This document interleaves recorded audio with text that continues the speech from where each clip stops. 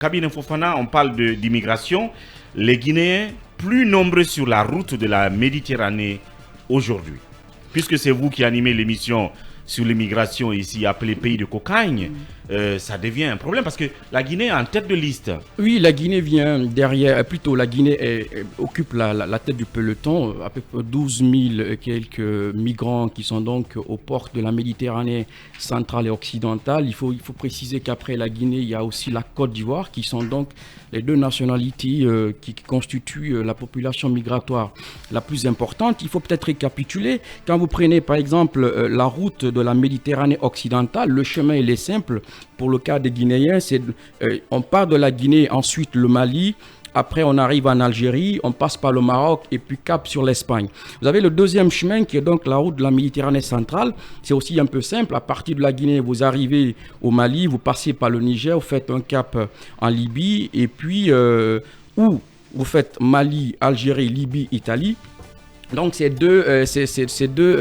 le côté ouest et central donc de la Méditerranée constitue aujourd'hui les routes migratoires les plus importantes donc empruntées par ces Maliens, par ces Guinéens, ces Ivoiriens qui occupent donc la tête du peloton comme je disais tantôt. Vous voyez, quand on prend par exemple, Frontex disait au mois de juin... Et la route de Nicaragua, c'est ajouté. Oui, ça c'est autre chose. On parle là spécifiquement de la Méditerranée. Ce qui passe par la Libye, le Maroc, en Espagne, soit en entrant en Europe via l'Espagne ou l'Italie. Ils sont à peu près 50 300 personnes qui passent donc par la route. Et ça, c'était au mois de juin. Frontex, qui est donc l'agence européenne qui s'occupe des questions migratoires, alertait au mois de juin qu'il y aura un pic, qu'une pression migratoire va être élevée. Vous voyez, par exemple, lorsque vous prenez à l'ouest de la Méditerranée, vous avez au total près de 25% d'augmentation de migration. Ça fait à peu près 30 700 entrées à partir de la Méditerranée occidentale via la Méditerranée de l'ouest des Balkans. Et puis ce pic aujourd'hui que l'on atteint a été donc su avant. On s'était rendu compte qu'avec les études que la pression migratoire va être élevée. Vous voyez par exemple qu'en janvier, entre le mois de janvier et le mois de mai, vous avez autour de 102 000 personnes en 2022 qui ont donc en janvier 2023 et mai 2023, ça faisait à peu près le double de ce qui avait été observé l'année dernière. Donc une pression migratoire extrêmement élevée, et la Guinée, qui est donc un pays pourvoyeur de migrants, occupe la tête du peloton. Et vous avez à peu près les mêmes chiffres en termes de demande d'asile aussi pour les Guinéens, que ce soit en France. Cette année, par exemple, entre le mois de janvier et ce mois-ci, jusqu'autour du mois de juin, vous avez une augmentation de 30% de demandes d'asile pour les pays de l'Union européenne, et la Guinée fait partie, par exemple, des pays qui demandent le plus l'asile en France. Voilà le tableau donc du désespoir, on va dire, chez certains citoyens qui préfèrent quitter le pays avec tous les risques que cela comporte. Emmanuel Milimono, il y a malheureusement un slogan qui existe: il faut quitter le pays. Et comme je l'ai dit, il y a le couloir du Nicaragua, aux États-Unis, qui est devenu célèbre. C'est l'explication du fait que les centres d'enregistrement pour les passeports se remplissent tous les matins. Yara disait la dernière fois qu'ici, à côté de nous, à Nongo, à partir de 6 heures, c'est rempli.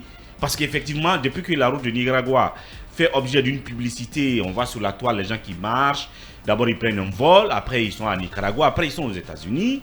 Eh bien, tout le monde veut un passeport maintenant, et tout le monde va au Nicaragua, et ça coûte minimum 100 millions. Donc, 10 000 ou 10 500 euros, quelque chose comme ça, oui.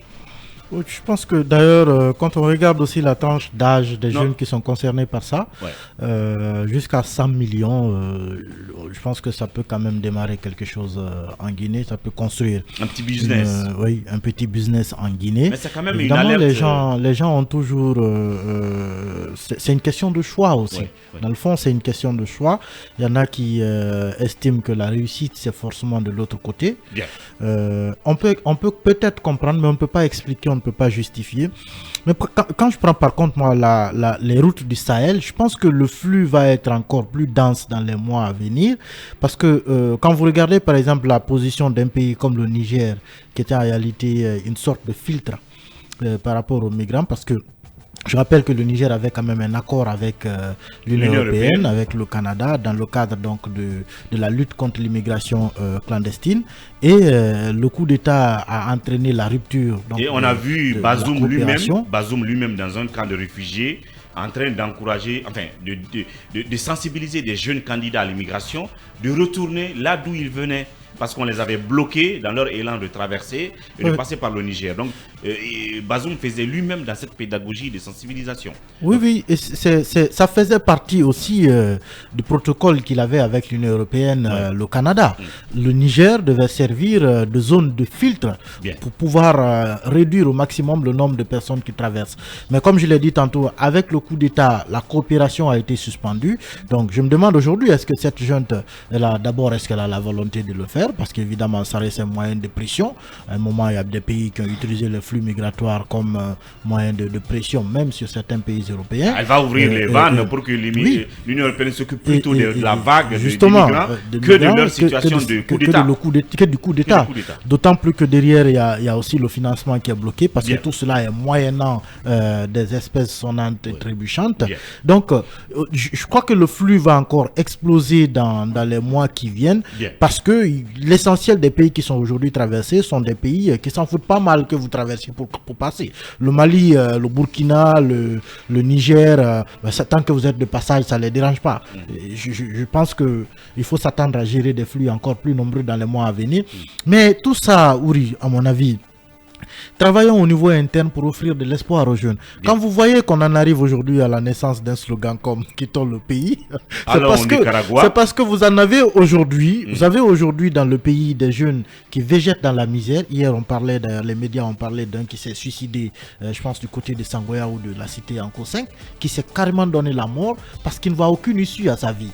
Il est désespéré en réalité. Rien, il n'a plus rien. Et il a laissé une lettre d'ailleurs, dans laquelle il explique clairement que pour lui, sa vie n'a pas de sens. Donc quand vous voyez des jeunes qui en arrivent à ce niveau, pendant que vous en voyez quand même qui sont arrivés au gouvernement il y a juste 2 ans, qui ont aujourd'hui acheté des quartiers entiers, qui ont une opulence insolente, des gens qui venaient commander des émissions à film, justement, des gens qui hier ne représentaient rien dans une émission. Les gens qui hier ne représentaient rien ont aujourd'hui la main dans la manne publique et en font ce qu'ils veulent. Oui, c'est un motif de désespoir. Il faut travailler à faire de notre pays un pays qui offre de l'espoir, un pays qui permette à ses enfants de rester et de travailler, pas un pays qui offre des raisons de partir. Malheureusement. Alors, ce chiffre, c'est pour en 1 minute. Oui, ce chiffre donné ce matin inquiète, mérite une étude, une attention particulière en tout cas pour la Guinée, c'est pas surprenant. De l'État. Ça a toujours été le peuple le plus nomade en tête de peloton, des demandeurs d'asile dans les pays européens. Oui, c'est inquiétant et il faut chercher les causes et situer les responsabilités. La première responsabilité revient à l'État. Si vous prenez le cas de la Guinée aujourd'hui, vous avez plusieurs agences qui interviennent au niveau du ministère de la jeunesse pour la promotion de l'emploi jeune, mais qui interviennent dans les domaines. Il y a une certaine... en fait, il y a plusieurs agences qui interviennent, mais l'efficacité sur le terrain pose problème. Donc, ça fait que l'État déploie beaucoup de moyens. Il y a les institutions internationales. Vous voulez parler des structures comme les structures le FONI qui interviennent. Ce n'est pas que le FONI, il y a beaucoup de structures qui interviennent, mais leur efficacité sur le terrain pour absorber la masse de jeunes aujourd'hui qui tentent l'immigration est très faible sur le terrain. Et c'est ce qui fait, et ça peut expliquer aujourd'hui le fait que les jeunes ont envie d'aller trouver ailleurs. Mais moi je pense... Il faut bien qu'on démontre à un jeune Guinéen qu'avec 100 millions, donc plus de 10 000 euros, il peut entreprendre une activité qui sur 2 ans peut lui rapporter des choses. Et s'il est convaincu, et une fois que ses parents lui donnent 10 000 euros, mais ça, il préfère donc ouvrir un business que de tenter l'aventure de la Méditerranée en 30 secondes pour terminer. Oui, mais ça c'est un deuxièmement. Il y a aussi la responsabilité des parents, mais des jeunes eux-mêmes qui sont engagés sur cette route périlleuse. Parce qu'avec un montant... 50 millions, vous avez la possibilité d'entreprendre. Il y a des jeunes en Guinée qui ont entrepris avec 5 millions, avec 10 millions de francs guinéens et qui ont réussi. Je pense qu'il faut encourager. C'est vrai que l'État n'a pas la possibilité d'absorber toute cette masse, mais je pense que les jeunes peuvent entreprendre avec moins d'argent. Et je pense que c'est ce qu'il faut encourager aujourd'hui dans le pays. Voilà, en tout cas, le Simandou apparemment donne de l'espoir. Beaucoup de jeunes commencent déjà à partir vers Zérékouré, vers Beila pour se trouver une petite piole pour se loger. Parce qu'il y a des demandes d'emploi de ce côté, n'hésitez pas aussi de regarder vers le sud du pays. Le tout n'est pas au-delà de la Méditerranée, va-t-on dire cabinet sans doute, et notre spécialiste en cette matière, à travers son émission Pays de Cocagne, qui continue à inviter des immigrants qui ont échoué dans leur tentative, qui se racontent. Et suivez ça tous les vendredis, à partir de 20...